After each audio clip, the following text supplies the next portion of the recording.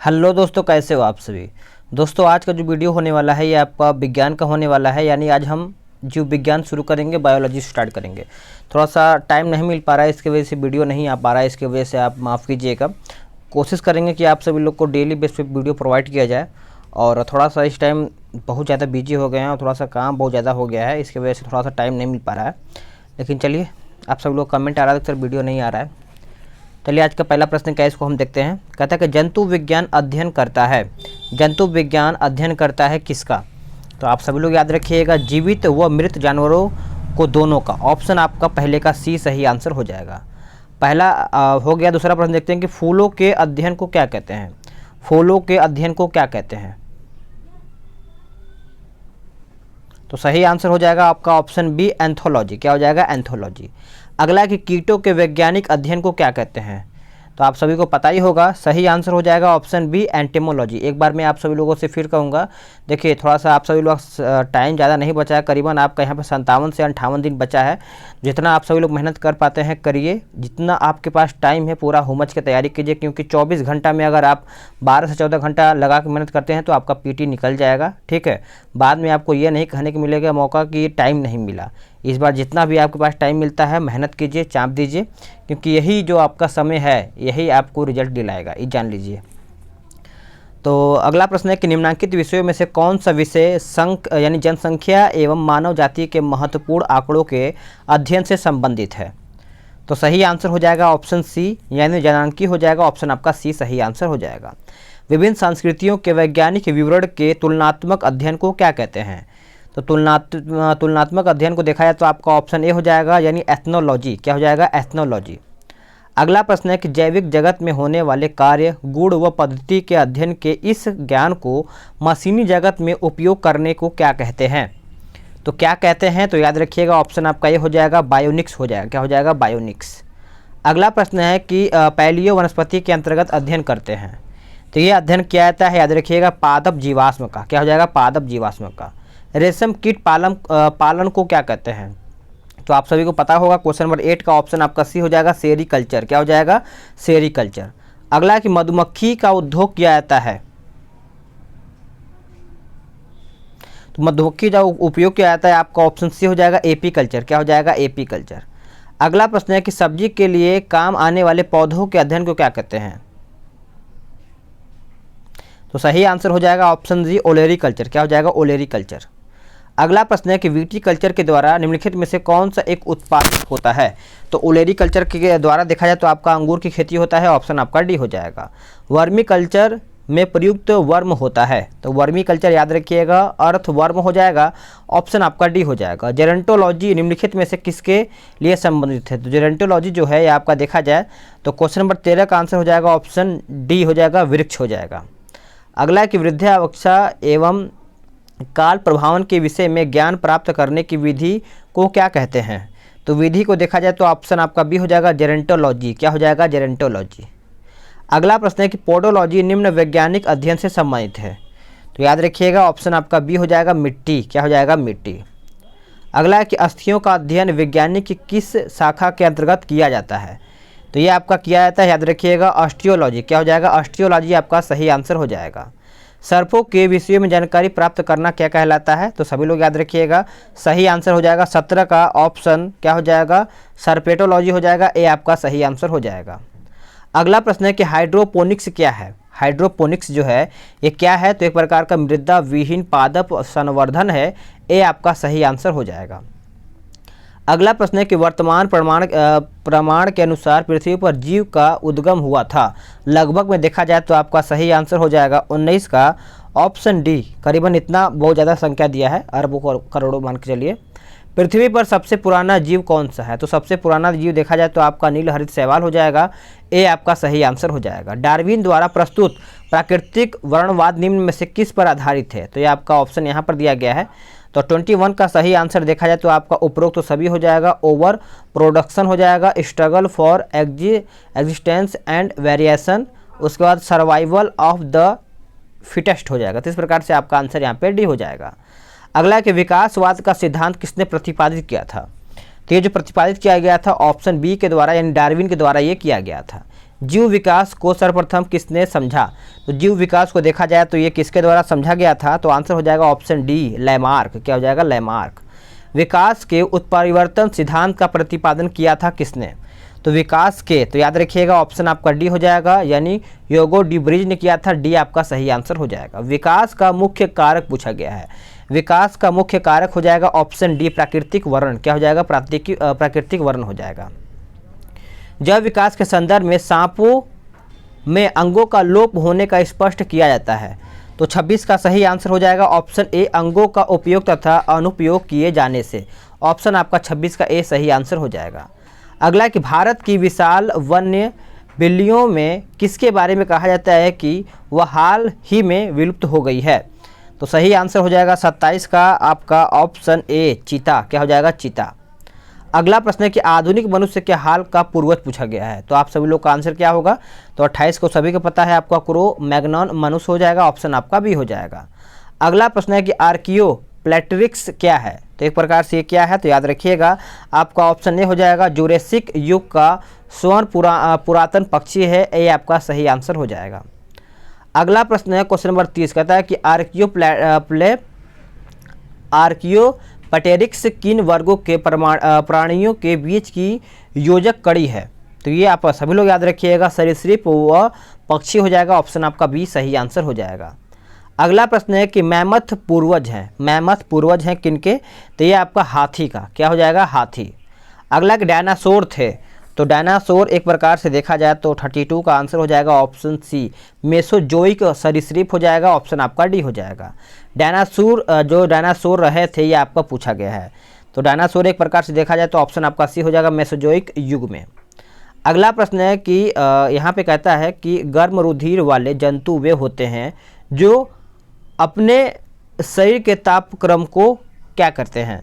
तो एक प्रकार से देखा जाए तो ऑप्शन आपका सी हो जाएगा, हमेशा एक सा बनाए रखते हैं। ऑप्शन आपका सी हो जाएगा। निम्नलिखित में से कौन मछली नहीं है? निम्नलिखित में से कौन मछली नहीं है? तो आपका उत्तर ए हो जाएगा, स्टार फिश। क्या हो जाएगा? Star fish. अगला प्रश्न है कि निम्न में से कौन एक वास्तविक मीन मछली है? वास्तविक मीन, तो याद रखिएगा वास्तविक मीन आपका कैट फिश हो जाएगा। ऑप्शन आपका 36 है ना, तो डी हो जाएगा। निम्न में से कौन सी वास्तविक रूप से मछली है? तो वास्तविक रूप में मछली है, तो सही आंसर हो जाएगा ऑप्शन डी, समुद्री घोड़ा। क्या हो जाएगा? समुद्री घोड़ा। अगला प्रश्न है कि निम्नलिखित में से कौन एक मछली है? तो कौन एक मछली है? तो 38 का ऑप्शन आपका सी हो जाएगा, समुद्री घोड़ा। ये देखिए कन्फ्यूजन का क्वेश्चन होता है, तो इसको आप रिवीजन किए रहेंगे तो आपको एग्जाम में कन्फ्यूजन नहीं होगा अगर इस प्रकार से प्रश्न आएगा तो। ठीक है। सबसे बड़ा स्तनपायी कौन सा है? तो सबसे बड़ा स्तनपायी देखा जाए तो आपका व्हेल मछली हो जाएगा। ऑप्शन आपका ए उत्तर हो जाएगा। व्हेल निम्न वर्गों में से किस वर्ग का प्राणी है? तो आप सभी लोग याद रखिएगा स्तनपायी हो जाएगा। ऑप्शन आपका बी सही आंसर हो जाएगा। निम्न में से कौन सा स्तनपायी है? तो कौन स्तनपायी है? तो आपका उत्तर डी हो जाएगा, व्हेल। क्या हो जाएगा? व्हेल। अगला प्रश्न है कि निम्नलिखित में से कौन अंडे देता है और सीधे बच्चे नहीं देता है? तो ये आपका कौन है? तो आपका उत्तर हो जाएगा ऑप्शन ए, एकिडना। क्या हो जाएगा? एकिडना। अगला है कि उड़ने वाला स्तनपायी पूछा गया है। उड़ने वाला स्तनपायी आपका 43 का हो जाएगा ऑप्शन डी, चमगादड़। क्या हो जाएगा? चमगादड़। निम्नलिखित उड़ने वाले जीवों में से कौन सा पक्षी वर्ग में आता है? तो कौन से पक्षी वर्ग में नहीं आता, ये आपका पूछा गया है। तो ऑप्शन आपका ए हो जाएगा, चमगादड़। क्या हो जाएगा? चमगादड़। डॉल्फिन वर्गीकृत किए जाते हैं किस में? तो डॉल्फिन जो है ये आपका देखा जाए तो 45 का ऑप्शन आपका स्तनी में हो जाएगा। ऑप्शन आपका डी सही आंसर हो जाएगा। निम्नलिखित में से झील किस जो आपका सील है, सील किस जाति का है? तो आप सभी लोग याद रखिएगा 46 का आंसर हो जाएगा ऑप्शन डी, स्तनपायी। क्या हो जाएगा? स्तनपायी। अगला प्रश्न है कि निम्न में से कौन सा गुण मनुष्य को अन्य सभी वानर गुणों से पृथक करता है? तो आपका सही आंसर हो जाएगा ऑप्शन ए, जानने की इच्छा प्रकट करता है। ए आपका सही आंसर हो जाएगा, याद रखिएगा। चलिए आगे देखते हैं। अगला प्रश्न क्या है कि निम्नलिखित में से कौन सा एक कपी नहीं है? कपी, तो आप सभी लोग याद रखिएगा ऑप्शन आपका 48 का ऑप्शन आपका सी हो जाएगा, लंगूर। अगला है कि ऑक्टोपस। ऑक्टोपस देखा जाए तो एक प्रकार से आपका एक मृदु कवची यानी मोलस्का है। ऑप्शन आपका डी हो जाएगा। सबसे बड़ा यानी अकशेरुकी है, अकशेरुकी है, तो याद रखिएगा ऑप्शन आपका बी हो जाएगा, यानी स्क्विड हो जाएगा, स्क्विड। अगला है कि टीक और माइट वास्तव में होते हैं, टीक और माइक, तो एक प्रकार से देखा जाए तो आपका मकड़ी वंशी हो जाएगा। ए आपका सही आंसर हो जाएगा। जुगनू होता है, जुगनू देखा जाए तो आपका कीट होता है, ऑप्शन आपका बी सही आंसर हो जाएगा। अगला प्रश्न है कि निम्नलिखित में से कौन सा कीट नहीं है, तो कौन सा कीट नहीं है, तो आपका उत्तर बी हो जाएगा मकड़ी। मकड़ी आपका कीट नहीं है। मकड़ी कीट से भिन्न होती है क्योंकि मकड़ी में पाई जाती है कितने टांगे, ये मत भूलिएगा, क्योंकि ये रीजनिंग हो चाहे मैथ हो, इसमें मिलाने वाला या फिर कुछ तरीके से आपका क्वेश्चन आ जाता है। तो आपका 8 टांगे होती हैं। मान लीजिए मकड़ी है तो इस तरीके से आपका ये 4 इधर 4 इधर होता है, या फिर कोई भी आप मकड़ी देख सकते हैं। निम्नलिखित में से कौन से कीट नहीं है, तो कौन सा कीट नहीं है, तो आपका देखा जाए 55 का, तो ऑप्शन आपका ये सभी हो जाएगा। तितली, मच्छर, आपका तिलचट्टा भी कीट के संग में आते हैं। निम्नलिखित में से किस ग्रुप के जंतु प्रायः रात्रिचर होते हैं, तो रात्रिचर कौन कौन सा है बताइएगा। तो 56 का सही आंसर हो जाएगा ऑप्शन बी मच्छर, चमगादड़ और उल्लू, और बकिया सब ठीक ठाक हैं। निम्नलिखित में से कौन से प्राणी अपनी आंत में जल का संग्रह कर लेते हैं, तो आप सभी लोग का आंसर क्या होगा। 57 का सही आंसर हो जाएगा ऑप्शन सी। और इसे रेगिस्तान का क्या कहा जाता है बताइएगा, कमेंट करके बताइएगा। सर्पों की विष ग्रंथियाँ किस की समांग हैं, ये किसके समांग है, तो आंसर हो जाएगा ऑप्शन डी कशेरुकी प्राणियों के, ऑप्शन आपका डी सही आंसर हो जाएगा।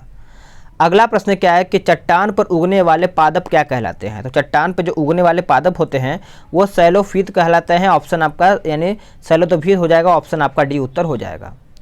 निम्नलिखित में से कौन सा एक कीटधारी पादप है, तो कीटधारी पादप देखा जाए तो आपका ऑप्शन बी हो जाएगा घटपर्णी, क्या हो जाएगा घटपर्णी। अगला घटपर्णी के निम्नलिखित भागों में से कौन सा एक घट में रूपांतरित होता है, तो रूपांतरित होता है ऑप्शन बी पत्ता, क्या हो जाएगा पत्ता उत्तर हो। चलिए आगे देखते हैं। अगला प्रश्न क्या है कि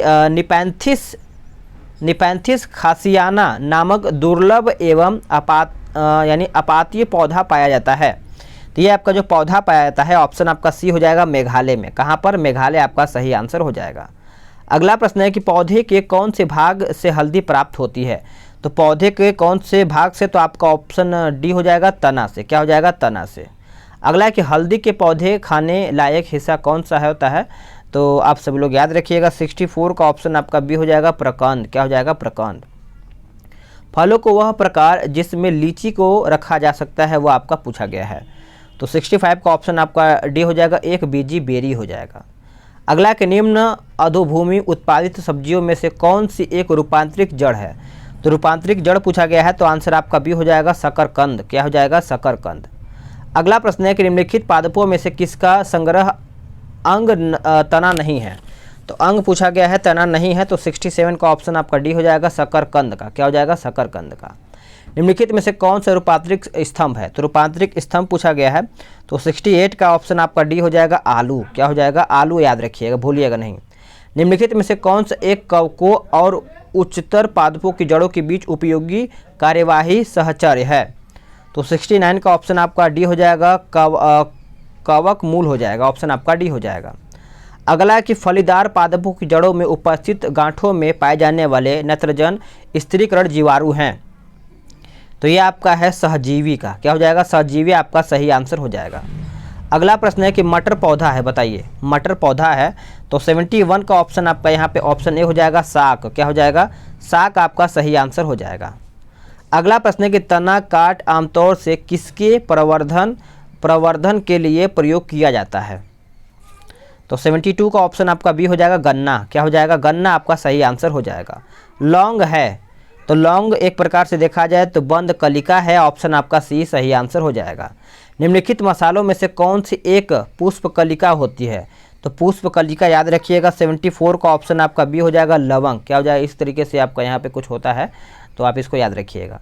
अगला है कि केसर होता है सूखा मिश्रण, तो ये जो केसर होता है ये आपको फूल के बीच बनने वाले भाव का होता है, ऑप्शन आपका सी सही आंसर हो जाएगा। निम्न में से कौन सा एक फल है, निम्न में से कौन सा एक जो है फल है, तो आपका उत्तर सी हो जाएगा भिंडी। आलू मूली शकरकंद ये सब ऑप्शन आपका दिया रहेगा, लेकिन भिंडी मारिएगा। अगला के कार्क निम्नलिखित में से किस पेड़ से प्राप्त होता है, तो कार्क जो है ये आपका देखा जाए तो 77 का ऑप्शन आपका क्वेरकर्स हो जाएगा, ऑप्शन आपका सी सही आंसर हो जाएगा। लहसुन की अभिलाक्षणिक गंध का कारण पूछा गया है, तो 78 का ऑप्शन आपका बी हो जाएगा सल्फर यौगिक, क्या हो जाएगा सल्फर यौगिक। अगला प्रश्न है कि जीवन चक्र की दृष्टि से पौधे का सबसे महत्वपूर्ण अंग पूछा गया है, तो 79 का ऑप्शन आपका ए हो जाएगा पुष्प, क्या हो जाएगा पुष्प आपका सही आंसर हो जाएगा। लाल मिर्ची तीखी होती है क्योंकि उसमें उपस्थित होता है, उसमें क्या उपस्थित होता है, तो आपका ऑप्शन बी हो जाएगा कैप्सेसिन, कैप्सेसिन। अगला कि रेशम का कीड़ा अपने जीवन चक्र के किस चरण में वाणिज्यिक तंतु पैदा करता है, तो आपका याद रखिएगा आपका कोशित हो जाएगा, ऑप्शन आपका प्यूपा भी इसको बोला जाता है, तो आप इसको याद रखिएगा। चलिए आगे देखते हैं। कुनैन जो मलेरिया के लिए एक प्रमुख औषधि है वह प्राप्त होती है, तो वह आपका प्राप्त होती है ऑप्शन ए आवृत्ति बीज पादप से। 82 का ए आपका सही आंसर हो जाएगा। अगला प्रश्न है कुनैन जो मलेरिया के इलाज में प्रयोग किया जाता है सिनकोना पादप के किस भाग में आती है, तो आपका 83 का ऑप्शन आपका सी हो जाएगा छाल, क्या हो जाएगा, छाल आपका सही आंसर हो जाएगा। मलेरिया निदान हेतु आर्टीथर नाम की औषधि प्राप्त होती है, तो 84 का आंसर हो जाएगा ऑप्शन ए बीजीय पादप से, क्या हो जाएगा, बीजीय पादप से। अगला कि निम्न में से किस समूह के जीवों का डूबने से हुई मृत्यु का पता लगाने में महत्व होता है, तो 85 का ऑप्शन आपका डी हो जाएगा डायटम, क्या हो जाएगा, डायटम। सहतूत का फल पूछा गया है, तो सहतूत का फल देखा जाए तो आपका सोरोसिस हो जाएगा, ए आपका सही आंसर हो जाएगा। निम्न रेशों में से कौन पौधे के तने का उत्पादक नहीं है, उत्पाद नहीं है, तो तने का, तो 87 का आंसर आपका डी हो जाएगा कपास, क्या हो जाएगा, कपास सही आंसर हो जाएगा। अगला है कि लेग हीमोग्लोबिन पाई जाती है, लेग हीमोग्लोबिन जो पाया जाता है आपका ऑप्शन सी हो जाएगा, यानी लेग्यूम मूल ग्रंथियों में, ऑप्शन आपका सी सही आंसर हो जाएगा। निम्नलिखित में से कौन सा मानव निर्मित धान्य है जो प्राकृतिक में नहीं पाया जाता है, तो 89 का ऑप्शन आपका सी हो जाएगा ट्रिटिकेल, क्या हो जाएगा, ट्रिटिकेल। अगला प्रश्न क्या है कि सूक्ष्म जीवाणु को देखा जा सकता है, बैक्टीरिया को, तो ये आपका दिखाया जा सकता है ऑप्शन बी यानी कंपाउंड यानी खुर्दबीन द्वारा, खुर्दबीन के द्वारा, ये आप याद रखिएगा। अगला है कि शुष्क जलवायु के भली भांति अनुकूलित पेड़ पौधे को क्या कहते हैं, तो अनुकूलित पेड़ पौधे को ऑप्शन आपका बी हो जाएगा, यानी मरुद्भिद हो जाएगा, ऑप्शन आपका बी हो जाएगा। अगला है कि एपीफाइट्स वे पौधे हैं जो अन्य पौधों पर निर्भर हैं, तो 92 का सही आंसर आपका बी हो जाएगा, यांत्रिक अवलंब के लिए, बी आपका उत्तर हो जाएगा।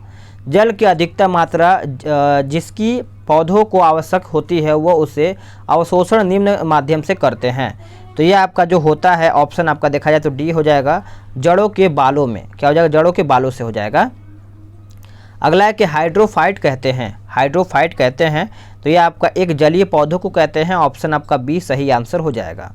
अगला है कि पौधे द्वारा ली गई विकिरण ऊर्जा निम्न परिणाम देती है, तो 95 का ऑप्शन आपका ये हो जाएगा, जल का प्रकाश अपघटन, ए सही आंसर हो जाएगा।